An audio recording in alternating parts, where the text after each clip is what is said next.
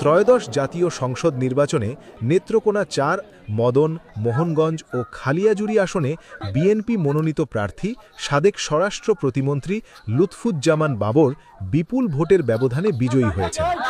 নির্বাচনের ফলাফল ঘোষণার পর থেকেই এলাকায় শুরু হয় আনন্দ উল্লাস। বিভিন্ন ইউনিয়ন ও ওয়ার্ড থেকে সহস্রাধিক নেতাকর্মী ও সমর্থক মদন উপজেলার তার নিজ বাসভবনে ছুটে আসেন। ফুলেল শুভেচ্ছা ও স্লোগানে মুখর হয়ে ওঠে পুরো এলাকা। শুক্রবার সকালে বাড়ির আঙ্গিনা পরিণত হয় জনসমুদ্রে।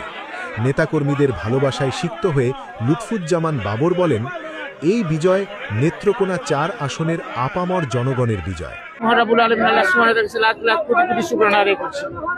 এই বলে যে আমি 17.5 বছর তার অন্তরীণ ছিলাম। 3টা মৃত্যুদণ্ড, 3টা যাবজ্জীবন আল্লাহ পাক আমাকে মুক্তি করছে। দ্বিতীয়ত, নির্বাচন করার সুযোগ করে দিয়েছে আমার চেয়ারপারসন নমিনেশন দেওয়ার মাধ্যমে। 3 নম্বর, নির্বাচন করতে পেরেছি। চতুর্থ, আল্লাহ পাক আমি অনেক ভোটের ডিফারেন্সে জিতাইছে, এমনকি প্রতিটা সেন্টারে আমি জয়লাভ করছি। সেটা একটা বিরল ঘটনা। সেজন্য মহারাবুল আলমিন আল্লাহকে সুবহানাহু ওয়া তাআলা লাখ লাখ কোটি কোটি শুকরিয়া আদায় করি। এরপরে আসতে সেই এলাকার জনগণ, ওনাদের ভালোবাসা, ওনাদের দোয়া দিয়েছেন, নামাজ পড়ে রাখছেন, কোরআন শরীফ পড়েছেন, ওনাদের জন্যই আমি ছুটছি। দোয়ার কারণে আল্লাহ পাক ছুটেছে। এবং আজকে ওনারা ভোট দিয়ে আমাকে দেখেন এত ভোটের ডিফারেন্স নিয়ে আসছে, প্রতিটা কেন্দ্রে আমাকে জিতে নিয়ে আসছে। এত বড় নিয়ামত, কুদরত, বরকত, রহমত আমি আর কিছু দেখি না।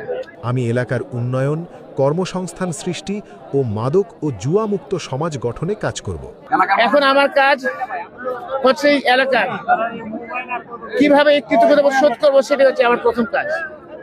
3 থানা বিশেষ করে অনেক এখানে উন্নয়নের কর্মকাণ্ড রয়েছে, কর্মসংস্থানের কাজ রয়ে গেছে। এখানকার আমার জেলেদের সমস্যা আছে, সবগুলো ইনশাল্লাহ পর্যায়ক্রমে আমার সর্বোচ্চ দিয়ে করবো।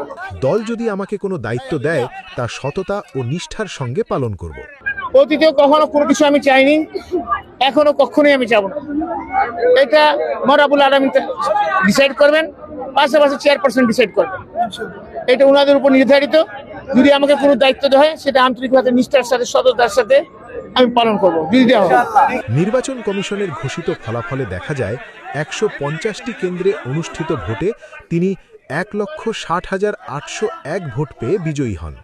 তার নিকটতম প্রতিদ্বন্দ্বী আল হেলাল তালুকদার দাড়িপাল্লা প্রতীকে পেয়েছেন 39,840 ভোট। ফলে ভোটের ব্যবধান দাঁড়ায় 1,20,961, যা এই আসনের সাম্প্রতিক ইতিহাসে অন্যতম বড় ব্যবধান হিসেবে বিবেচিত হচ্ছে। রাজনৈতিক বিশ্লেষকদের মতে এ ফলাফল নেত্রকোনা ৪ আসনে তার সাংগঠনিক শক্তি ও জনসম্পৃক্ততা